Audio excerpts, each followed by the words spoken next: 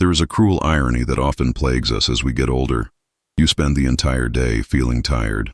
You fight against gravity at 2 p.m. You dream of your pillow while you are making dinner. You are physically drained. But the moment you actually get into bed and the lights go out, something strange happens. It is as if a movie projector suddenly turns on in your mind.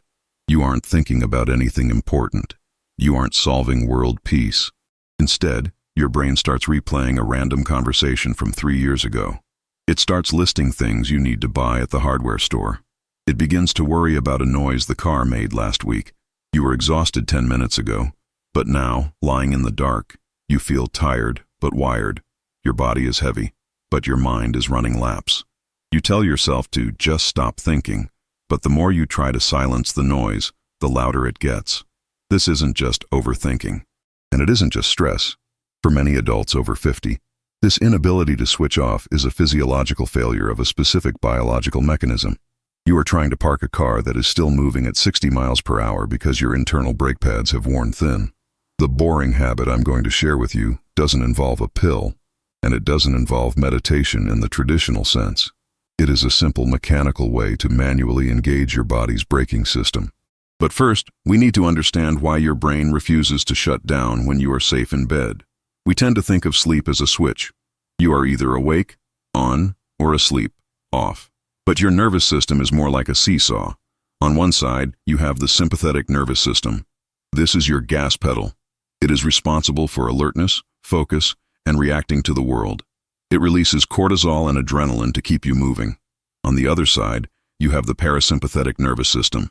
This is your brake pedal. It is responsible for digestion, repair, and deep rest.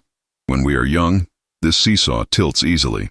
You can run around all day, gas, and then hit the pillow and instantly tilt to the other side, brake. However, modern life has created a problem called sympathetic dominance. From the moment you wake up, you are bombarded with inputs. News notifications, traffic, emails, caffeine, and artificial lights keep your foot firmly planted on the gas pedal. You spend 16 hours a day revving the engine. As we age, our vagal tone, the strength of the nerve that controls the brake pedal, naturally weakens. It becomes harder for your body to shift gears. So, when you lie down at 10 p.m., even though you stop moving your body, your internal engine is still spinning at high RPMs.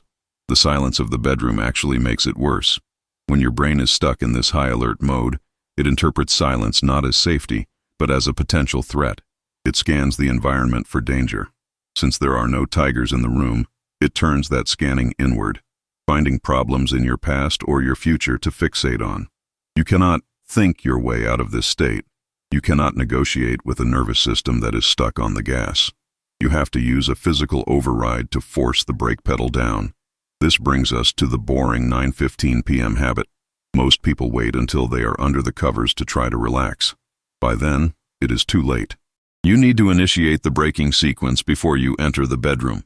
We are going to use a technique involving your eyes and your lungs to mechanically trigger the vagus nerve, the main cable of your parasympathetic system.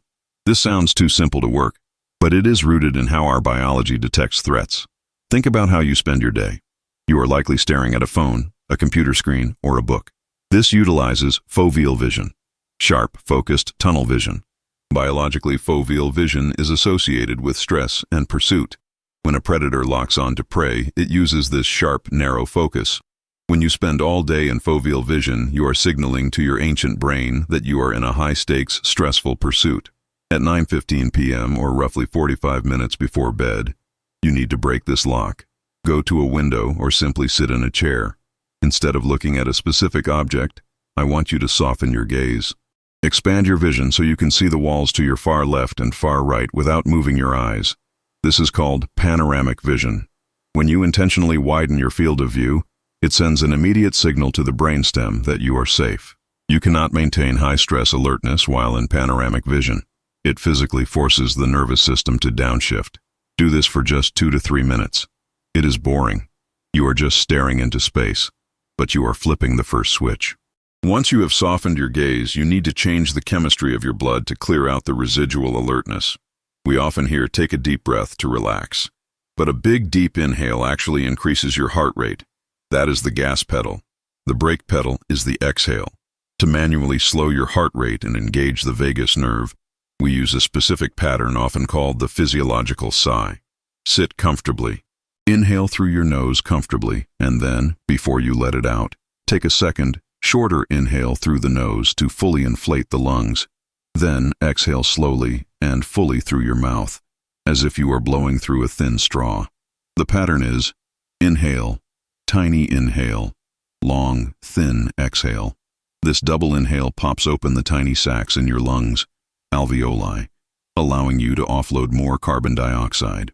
The long, restricted exhale physically compresses the vagus nerve, signaling your heart to slow down. Doing this just 10 times takes about 90 seconds.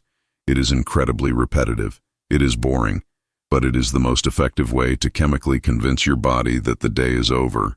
You are effectively pumping the brakes before you try to park the car. Sometimes, even with these mechanical habits, the brake pedal feels stuck.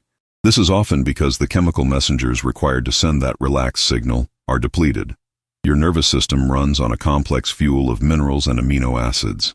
If you have been running on high stress for years, you may have burned through your reserves of the specific nutrients that allow the brain to switch off. You might be doing the breathing, and you might be dimming the lights.